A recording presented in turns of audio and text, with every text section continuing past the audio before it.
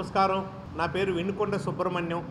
నేను రాష్ట్ర MBC most backward classes federation వ్యవస్థాపక అధ్యక్షుడిని, ఫౌండర్ చైర్మన్.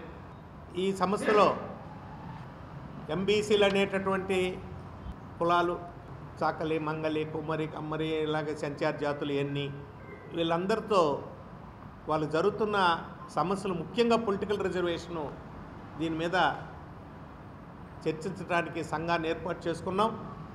ఇది మూడవ సమావేశంలో కూడా గతంలో కూడా మీరు వచ్చారు. ఇప్పుడు ఒక 25 కుల సంఘాలు వచ్చాయి. ఒక్కో కుల సంఘం తరపున రిప్రజెంటేషను 25 లక్షలు పైబడే అలాగే 25 కుల సంఘాలు వచ్చాయి. మా యొక్క సమస్యలు మెయిన్గా తీర్మానాలు చేసింది ఏంటంటే, స్థానిక సంస్థలందు బీసీలకు ప్రస్తుతం అమలు జరుగుతున్న రాజకీయ రిజర్వేషన్లను కూడా విద్యా ఉపాధి రంగాల్లో జరుగుతున్న విధంగా, అంటే బీసీలకు ఇప్పుడు విద్యలో వర్గీకరణ చేశారు, ఎవరెవరికి ఏ కులాలకు ఉండాలనేది. అలాగే ఎడ్యుకేషన్లో కూడా అదే విధంగా దామాషా ఇచ్చారు. అదే దామాషా ప్రకారం పొలిటికల్ రిజర్వేషన్ కూడా ఇవ్వమని అడుగుతున్నాం. ఏమనంటే, యువతతో పాటు మేము న్యాయమైందేనా, అన్యాయంగా మేమన్నా చేస్తున్నామా, మాకేమో పని లేకుండా ఉద్యమాలు చేస్తున్నామా? కాదు. గవర్నమెంట్, తెలుగుదేశం గవర్నమెంటే 89లో చేసిందిగా. ఇప్పుడు వరకు మీరు అనేక సంవత్సరాలు ఎన్నికలు జరిగాయిగా, పంచాయతీ ఎన్నికలు, గ్రామ జడ్పీలు ఎన్ని జరిగాయిగా.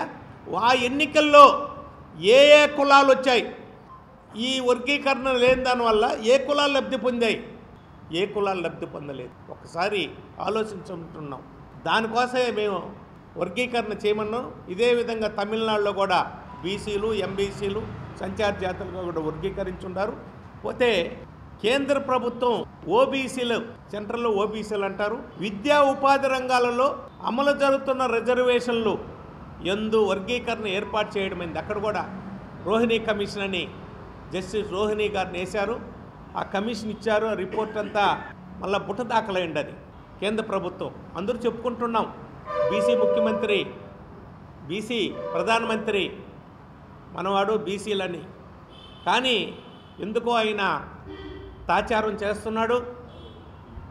దయచేసి వెంటనే దాన్ని కేంద్ర ప్రభుత్వం చెయ్యాలని రాష్ట్ర ప్రభుత్వాన్ని కూడా కోరమని, అవసరమైతే అసెంబ్లీలో పెట్టి చర్చ చేసి తీర్మానం చేయాలని కోరుతున్నాం.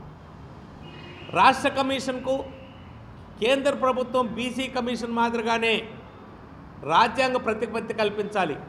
మరియు రాష్ట్ర బీసీల సమస్యలు ప్రతి ఒక్కరూ బీసీ కమిషన్ తెలియజేయటానికి ఇప్పుడంతా టెక్నాలజీ పెరిగిందిగా, ఆన్లైన్ పెరిగింది కదా, ఆ వసతులు లేవు ఇప్పుడు బీసీ కమిషన్కిను మిగతా ప్రజలకి లేని దానివల్ల ఇబ్బంది పడుతున్నారు.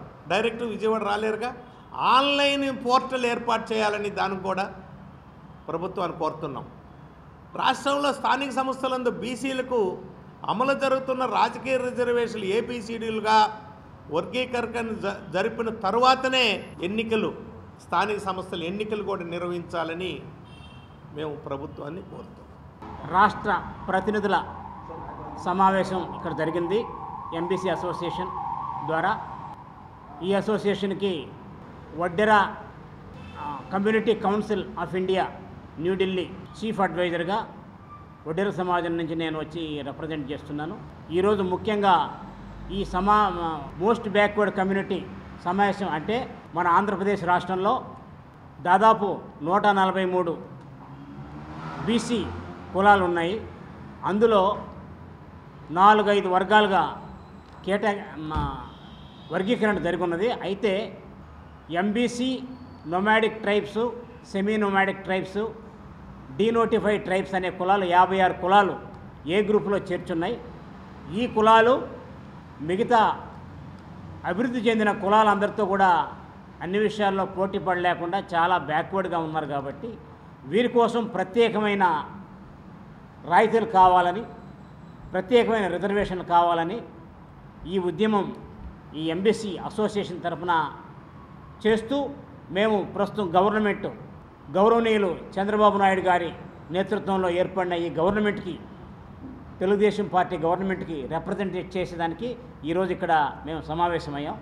దీని ముఖ్య ఉద్దేశం ఏంటంటే, ఇప్పుడు ఎంబీసీ అధ్యక్షుడు చెప్పినట్టు ముఖ్యంగా స్థానిక సంస్థల పరిపాలనలో బీసీలందరికీ బీసీలకు ఇచ్చే రిజర్వేషన్లు గంపకొత్తగా ఇంప్లిమెంట్ చేస్తున్నారు. ఆ విధంగా ఇంప్లిమెంట్ చేస్తే వెనకబడిన అట్టడుగున ఉన్న బీసీలకి అంటే బుడబుక్కల, గంగిరెద్దుల అలాంటి వాళ్ళకి గ్రామ స్థాయిలో సర్పంచులుగా, వార్డు మెంబర్లుగా రావటం లేదు. అదేవిధంగా మున్సిపల్ కౌన్సిలర్లుగా, అర్బన్ మున్సిపల్ బాడీస్లో కౌన్సిలర్గా కానీ లేకపోతే కార్పొరేటర్లు కానీ వీళ్ళు ఎన్నిక కాబట్టడం లేదు. అభివృద్ధి చెందిన బీసీలే ఎన్నిక కాబడుతున్నారు.